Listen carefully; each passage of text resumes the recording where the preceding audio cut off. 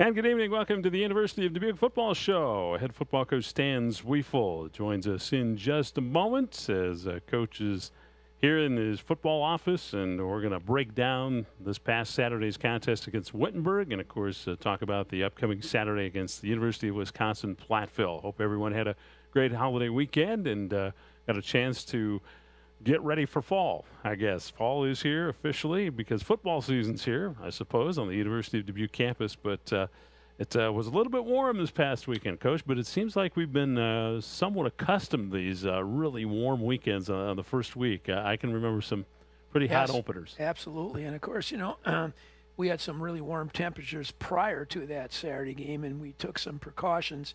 Our training staff did and their training staff prior to the game, but it ended up being okay. The humidity wasn't quite as high, and we got some wind there that calmed it down. And I'll say this, Tim, we lose the game 28-27. It was really a well-played game by both squads. Minimal mistakes being made, and really an exciting small college football game. And I thought both clubs played very well at times, and then some big plays like they usually do in those types of games, Tim, decide the outcome of the game. And we had a lot of people go back and talk about the missed extra point.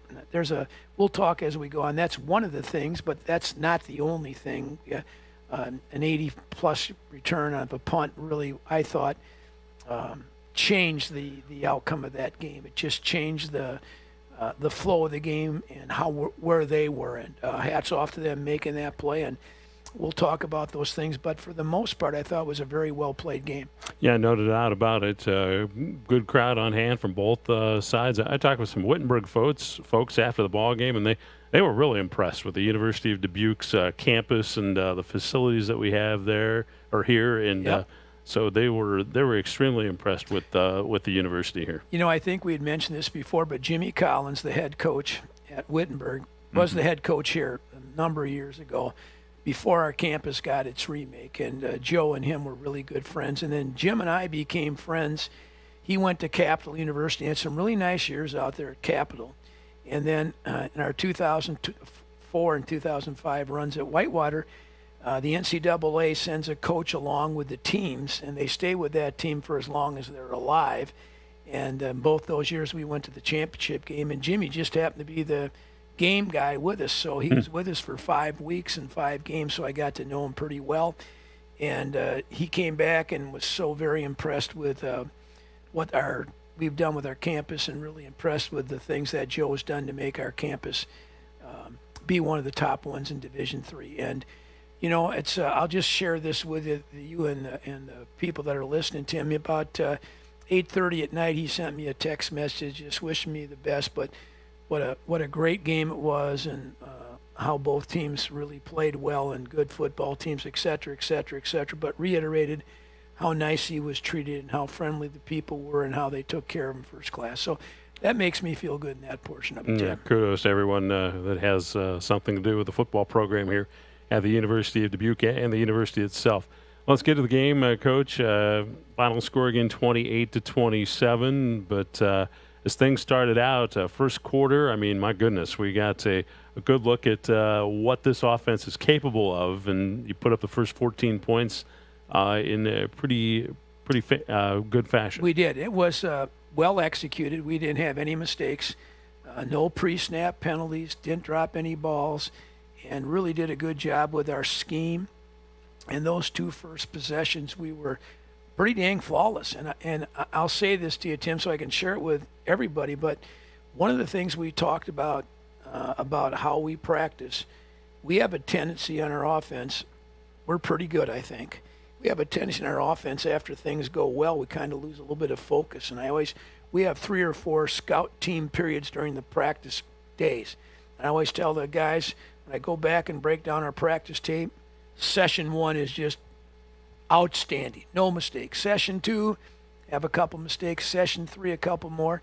And then I said to our guys, that's just exactly how we played on Saturday. Our first 2 possessions were flawless. Our third one, we have 7 good plays out of 9, but unfortunately the 9th one makes us end up punting the ball. And the 4th one, we had 2 pre-snap penalties. So one of the things, Tim, we're really going to emphasize, and we start practice tonight as we talk on Tuesday. Monday's our day off by NCAA regulations. We're going to try to really put pressure on our men to be consistently as good as you can the entire practice time. Wittenberg, after you scored twice, went on a pretty long drive, and you know, as warm a day it was, that's tough for defense to be out there for 13 plays, 76 yards it went, and so you know you find yourself 14-7 at halftime. So talk about halftime. Yeah, I'll go back and talk about that long drive. One of the things I criticized our defense on was we did not tackle very well. I thought their backs were physical and pretty stocky guys, you know, 5'9"ish, 5'10", 195, and they were hard to tackle. And one of the things that's happened in college football, because of the rules that take place by the NCAA and the limited amount of contact you have, I tell everybody that's been associated with football, as long as I have, the 2 things that suffer are blocking and tackling. The 2 things that you have to do, contact with pretty close to full speed to be efficient. And I thought that tackling, or a lack of tackling, showed up. Now, it showed up a variety of reasons. They're good backs, number 1. But number 2, when you go on a 13-play drive, you're dang tired. And we got dang tired during that 13-play drive. So at halftime, we just kind of emphasized to our guys, let's get back on task because we know we can move the football. And, you know, we came out in the third quarter and did score, I think, 13 points, missed that extra point, I think, in the third quarter. But anyhow, we came out and played a lot better football. And I will say a couple things about our offense. Ben Galtig was excellent in his accuracy. Our receiving corps did a heck of a job. our starting tight end got knocked out on our second touchdown drive, and our backup came in, Nathan Beneke, and did a heck of a job. And we played with our 2 and 3 tight ends during the course of the game until the last possession when Jamari came back in. But we got a lot of guys playing on Saturday. I thought they played really well. The area that we've got to shore up is obviously, as you saw in the second half, they really heated us up. And I talked to their defensive coaches after the game, and both of them said, it was so easy for you guys on the first 2 possessions. We really felt we had to do something to kind of get your quarterback off his mark. And we had them blitzing almost 70% of the time after the first 2 possessions. And they got to us a couple times, and that created some situations that I thought we should have done a better job handling. But all said, when we came off the game, I was so disappointed to lose another 1-point game to open the season, Tim. Deja vu all over again, Yogi Berra. But I say all the time, every game has its own ups and downs, its own personality. And again, I thought the punt return gave them life. And if you remember last year, we're up on Marietta, the same thing, 2 scores, and they complete a long pass, which gave them life. So we have to bull our neck in those kid situations and find a way to win the game. Yeah, you were up 21-7 when that punt return happened. 8:19 left to go in the third quarter. But, you turned around. Right away. You answered right away. 9-play, 85-yard drive. So you had to be pretty pleased with that at that point. But then point after, as we mentioned, got missed. And that gives a team life, too, after that. You betcha it does. It's a momentum thing. It's a fire you up type of thing on that part of it. The interesting thing about it, I didn't think it would come down to that. I didn't know that they would score again. But their backs continued to break some tackles, and they stayed on the field, and it kind of wore us out. Put some numbers on it. What you were talking about, the efficiency of Ben Gultig, 26 of 39, 323 yards, 3 touchdowns, and receivers, Torian Butts. He had a great game, 11 catches, 136 yards, a couple of those scores. Cameron Bryce, 149 yards, receiving 8 catches and a touchdown. And so, very efficient passing game. And he had a big play from Kelly and Buckner in the first half that, 54-yard touchdown run and rush for 85 yards. But it seems like Wettenberg was able to do a little bit more against your run game as the game wore on. And we looked at that statistics after the game. We probably could have ran it a little bit more, Tim, when they started giving us the blitz package as they did. And I think one of the things just about Kelly and Buckner for us, I tell our receivers every game, he's going to have 2 or 3 long runs. I don't know where they're coming from. Nobody does. It might be an A-gap play that he breaks out to the sideline, but I said when you block downfield, that's when that run becomes 20 to a touchdown. And Cameron Bryce made an unbelievable block on their sideline. He actually pancaked the DB, and by pancaking the corner, the safety had to veer his course off and couldn't catch Kelly and Buckner. And our receivers did a nice job of blocking downfield. Where we got hurt in that run game, Tim, was on the initial line of scrimmage where they're really doing a lot of blitzing, as I mentioned, and kind of made it difficult on our run schemes. And I think that's one of the reasons we threw it a little bit more than we might have normally on that day, but you can't go back. You're so efficient throwing the ball. You try to develop that balance. I'm glad you pointed that out about Cameron's block, because we talked about that on the play-by-play broadcast. What a crucial block that was. When you're dealing with wide receivers, when you bring it up, the blocking game, you're there to catch the ball, but you need to do that part of the game as well. And so talk about that. We always talk about a 10-yard run becomes a 20. A 20-yard run becomes a 30. A 30 becomes whatever it is after that if you guys block. And blocking, I think, takes 3 distinct things, personality. 1, you're a great teammate. You're only going to get the ball thrown. Let's say you get thrown to you 10 times. Oh, my gosh, that's a lot. So you take the other 60 plays, you got to block somebody. You better be a great teammate. Number 2, you better have a fierce desire to be a football player, because football isn't 7-on-7. Yeah. It's 11-on-11 tackle football. And then the third thing is guys who understand that part and take pride in their game, the technique that's involved, being physical. It's the one time, Tim, I tell our receivers, you get to be like a defensive back and hit somebody. They're hitting you all the time. This is a chance for you to kind of change the tables and be a little bit physical in your blocking. And our receivers have really did in this first game, did a nice job blocking downfield. Yeah. Just looking at some more numbers, you had 464 yards offense, and Wittenberg with 402. And, very efficient. Both teams were in the red zone. You were 2 of 2. They were 3 of 4. And third and fourth down conversions, you had to be pretty pleased. Yeah, too. I think the thing that, as I said, Tim, earlier, and I think sticks out in my mind, we stalled on our third and fourth drive right around midfield plus 40. If this had been a later game, Tim, I would have went for it in those situations without any doubt in my mind. But our defense, I thought, was playing good, and our punter had a really nice game. He had a really, really nice game. And so I thought we'd give him the long field and then the dang long touchdown, the punt return comes. But that's part of football. You got to tackle them. You got to do the things correctly on that part. But when I left the field, Tim, as I mentioned earlier, I was extremely disappointed that you lose a game, but I saw there was some really good, bright spots. And I'm going to say this to you, Tim. We'll check it out later, week 8 or 9. Wittenberg's going to be a really force in that conference. We talked about that on the broadcast, too. They are much improved football team. Your defensive backs, you talked about them at length during the show last week, and boy, they did have some big highlights. Dalton Wood had that nice interception, and some big-time hits from Brock Carter, yes. He and Brock Carter, yep. Yes. Those two safeties love football, and you just have to – I would tell anybody who comes a game, you focus in on those two safeties. They'll take you to the ball, and they love physical contact. Our front seven got tired, and I say that's on Wittenberg, but it's also on us. You got to tackle guys to get off the field.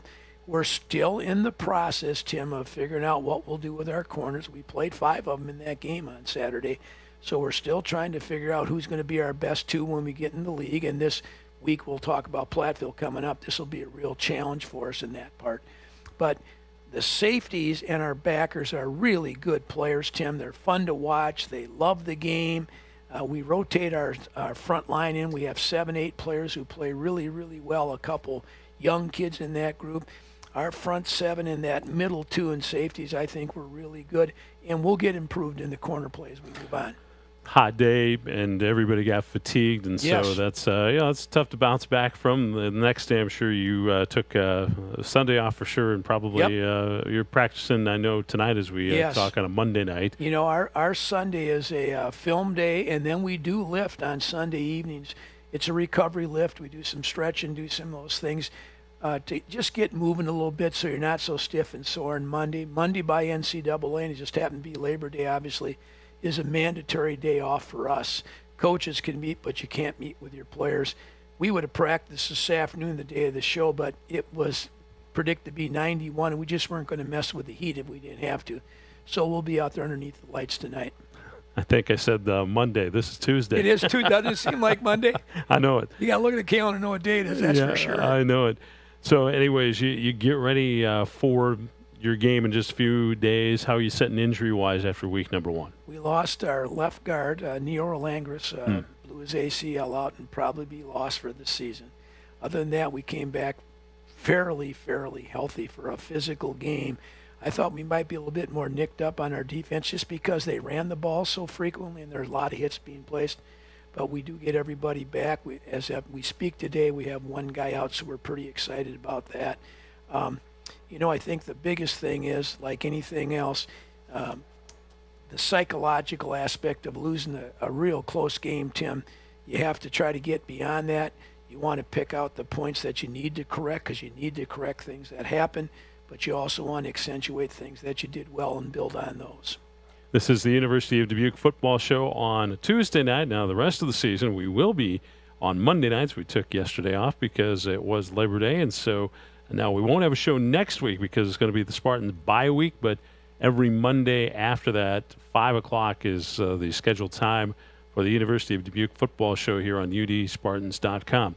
Coach, we're going to talk about Wisconsin-Platteville here in just a moment, but big week coming up with the Athletic Hall of Fame, and there's a university tailgate on Saturday, and just a few things about that. Looks like the awards ceremony gets underway at 3 o'clock. That'll be at the Heritage Center. They're going to have that. And then at 4 o'clock, the tailgate. So come on down and participate in that. There will be food for sale prior to the Spartan football game. Lots of good vendors there. I can mention them: Hibachi Time, J&J, JJ and Freddy's, and Sugar Ray's Barbecue. And so food and beverage available for purchase during that tailgate from 4 to 6 o'clock. And I think Paul Meisner told me there's still some availability if you want to come to the Hall of Fame banquet, too. Yes, So, I think there are some tickets available, yes. Get with the University of Dubuque about that. Jump on their website. But Coach, I know this is a special class for you, with the 2003 or 2011 Spartans going into the Hall of Fame as a team. And, let's just talk about that group a little bit. That in your 50 years of coaching, one of your highlights. Really interesting here. We got here in 2009. We hadn't had a lot of success, and so that first year we were 5-5, and the next year we were 4-6. But that 4-6 year easily could have been 7-3. But we were building the framework for what that 2011 team would be, and that 2011 team won the conference title the first time in 31 years. It's got a special place in my heart and in my mind because we took something that hadn't happened before and created something with it. And there were so many special players on that team. Justin Spalding, our tailback, an All-American Wyatt Hannes, an All-American quarterback, Miles Hookstead, who's still coaching with us, a tremendous tight end. And in the championship game against Coe, he played tackle because our offensive tackle one Thursday went down with a concussion. That's right. Shut out Frank Wainwright, a first-team All-American. Didn't have a play. That was pretty big, my friend, let me tell you that. And we had just a lot of good defensive players. We had 9, 10, 11 defensive players who loved to play football. Stephen Vasilati in the inside interior, Trevor Runkle in our linebacking core, and really all of them. I shouldn't say any one names. They really were good players. And we won that championship. We had a hell of a game with Wartburg. Our only loss in this league here, 45-42, in a hell of a game. Mm-hmm. And then we went down to Coe for the championship game and won that game. I don't know if there was a punt in the game. There might have been. I don't recall it. All I remember is, holy cow, who's going to stop who? Ended up being a 49-42 win for us there at the end of the game. But it is I think, kind of erased where we had been in the past in the UD football program and kind of propelled us on from that part. So it's a real special group for us. I know it's those guys stay together a lot. I've had, I think I mentioned we had 38 players coming back. I've had some calls. I don't know if those guys are registered. We might have some guys show up that didn't register. It's just been a pretty special group for us. No doubt about that. So, 38 players at least. Be a lot of fun. Possibly coming back. That's excellent. I told them, don't expect me to be around, man. I got a game. They understand that, but. I'm glad they can all get back and commiserate what they did. Well, that's great, and so it's going to be always great when the alumni come back, and for the Hall of Fame weekend, that'll be a special time. And then, of course, the football game, 6 o'clock at Chalmers Field, as the Spartans get ready to take on the University of Wisconsin Platteville Pioneers from across the bridge, of course, and it's the Battle of the Bridge again. Yes. That was a trophy game until that game went away for a little while. Yeah, they're a good football team. They play in the best conference in the country in Division III, WIC. They won their first game 80-13, and it wasn't that close. It was worse than the score indicates. So were prolific on offense. They've got a number of defensive players who are nationally recognized. They got a D end who's going to have a chance to play in the NFL sometime in his career. We'll see how that all works out, but he's a marvelous athlete, good size, and runs well. And they have a very competitive team, play really hard. The thing that sticks out about that team when I watched them on tape against Lakeland was their just overall team quickness. We always say guys twitchy, can move fast, change direction, got a lot of those fast twitch muscle. They got about 20 guys in their team that look like they can run and play. So, Tim, it'll be a very, very competitive game for us. We'll have to play dang near mistake-free. I think we'll be able to play with them. I really do. I'm excited about that opportunity to play with them. I'm excited to get Wittenberg in the rearview mirror and move on to our next game. But we'll have to play a good game to be able to stay with them. This is the second year for Coach Ryan Muntz. He took over for a longtime coach Mike Emmendorfer, and as you mentioned, they rolled pretty easily, 80-13. You touched on some things you were impressed with, but what do they do so well on the offensive side of the ball? They get the ball out of the quarterback's hands fast. Do a lot of quick game, get their really good players on the perimeter, whether it be by screens or short passes, and really make you play fast and get lined up. They're an up-tempo team. I don't think they carry a lot of plays, but the plays they do carry, they execute well. Got a really big, strong, physical offensive line. So when they spread you out, if you lighten the box too much, they're going to run the ball on you, helmet on helmet, and have some success.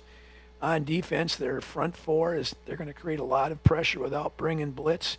Their secondary, we're going to see a lot of press man, Tim. I mean, a lot of press man. They'll come up and press you. They have a lot of confidence in their corners being able to cover people deep. They play press and get after you a little bit, and then they'll play some press and bring an extra one or two linebackers and heat your quarterback up.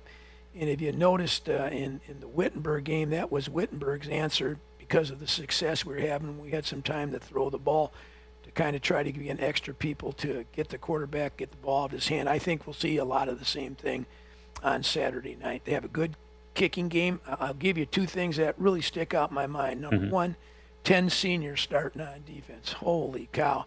6 of those seniors have started at least 2 years. That's experience that you just can't get anyplace else. That's really speaks of them. Their quarterback is his second year. I've seen so much. We scrimmaged him a year ago, Tim, down here at our place, and that quarterback was starting. That was his first game starting in our scrimmage. He's really improved in this season. Seems to have a lot more confidence and really a lot more direction and decisiveness in running the offense.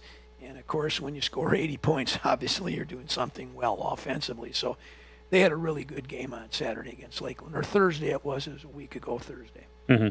I know in the history of the meetings, they lead overall 7-15-2 during your time. There's been some pretty close battles. We've had some real good games. We have not been able to break through in them. We've had a couple games that went down the last possession. It's been a lot of fun. Again, as we talk every week, Tim, over the years that we've been together, I always have that first game. It's a toss-up. I tell you every year that first game is going to be a toss-up. We schedule enough, and then we schedule that second game to be as tough a game as we'll face in the conference. And surely this Platteville team will be like a Wartburg or a Central or a Cole. They'll be a potential team that could get to the playoffs and win their conference.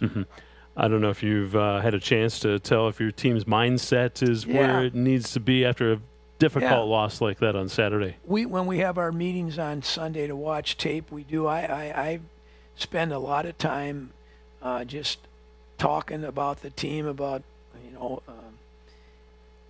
this one hurt me as much as any game's hurt me. And I just tell them I can't do anything about Saturday. We're going to look at the mistakes. We're going to put those to bed. We're going to correct those things, and then we're going to move on and get ready to play. I think our kids are going to be really excited to play Platteville.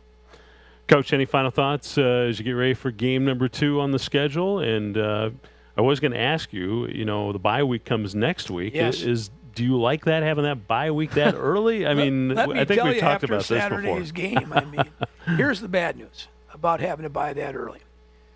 If you're not doing well, you got to wait a week to play. Second, you haven't got probably all the nicks and bruises that will show up in games 6, 7, 8, and 9 just because of the natural wear down that happens. So I think in many ways you can't choose that bye weekend because the conference dictates to you and it rolls around every year. And, of course, we open up then after the bye with Loris, and we won't have any difficulty getting excited for that game just because of the nature of it. But I would prefer my bye week to come right after game 5, right in the middle of the conference. We haven't had that. I don't know if we've ever had it, to tell you the truth. I thought about that when we were talking about with the staff about bye weeks. Again, it's dictated by the conference, so you really don't have a choice to decide on that. But hey, we get a lot of guys nicked up Saturday. I'll really like it. And, the thing is you got to wait. You're really starting to get into a flow. I think the biggest improvement football teams have is from week 1 to week 2. I just think it always happens that way. So now after week 2, then we're like back to week 1 again because we have a week off after just 2 games. That's the negative part, I think, about the bye week being early. Mm-hmm. Before we get your final thoughts on Platteville, just reflections on the conference in general performance after week number 1 in the American Rivers. Did Wartburg really look really, really good, Tim? Oh, my God, was their offense rolling. Central did very, very well. Loris had a barn burner over there with Benedictine, won 42-41. Their quarterback, I watched a little bit of that tape. Their quarterback is going to be a really good player. And he was a really good player last year, Tim, as we talked. He was a really, really good player last year. He's going to be a good player this year. He might have a chance to have first-team all-conference. They looked improved in their scheme, really utilizing him. Overall, I think the conference is going to have 4 really good teams, and then whatever falls in that other one, we'll just have to see because there's a lot of change going on in the other programs and a lot of young kids playing. So how that develops over the season, we'll have to wait and see. Coach, I know you got to get ready for practice here on this Tuesday evening, so we'll turn you loose. But any final thoughts on the Platteville game coming up on Saturday night here at Chalmers Field? I hope we have a heck of a crowd. I think Platteville will bring a very good crowd, and I'm hoping because of a Saturday night, it looks like it's going to be a wonderful temperature in the 60s. Be a wonderful. It is going to feel like fall now, Tim, on that 60s. So hopefully we'll have a really excellent crowd, and we'll have another really good football game. And I'll just say this: when I watched the tape of that game, it was fun to watch. It was really a good game. So hopefully we can continue to play well and get a little bit better in this Saturday and see what we can do against Platteville. Coach Weifel, good luck bouncing back with a W this Saturday, and I look forward to bringing the broadcast, Jim Clord and I, the home broadcast on udspartans.com. Thanks again, and we will talk to you next week. Thanks, Tim. No, we won't talk to you next week. A week after Monday. But we will talk to you. Yes. Okay. Sounds good. All right. Coach Stan Zweifel joining us on our University of Dubuque football show here on this Tuesday evening. Thanks for tuning in. I'm Tim Larry, and have a great rest of your Tuesday night.